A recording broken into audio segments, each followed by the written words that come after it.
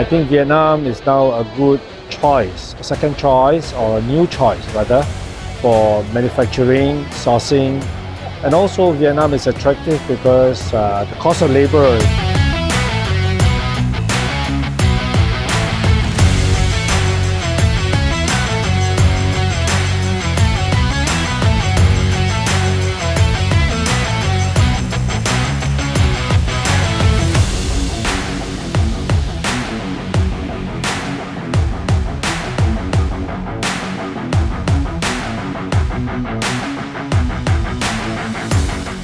I have mentioned earlier that there are many buying agents or representative office who have offices in Vietnam, and they are representative of big companies in the States, even in Japan and also in Europe.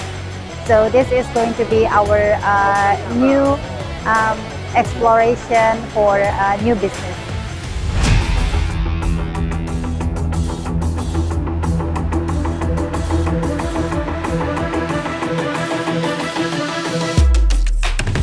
So this global sourcing exhibition is, we can say that this is a new door open for us, for the association from Bali, the exporter from Bali, a new door to open to a new market, not only in Asia, but also in other countries. I think it's good because Singapore is a very cosmopolitan country and it's small.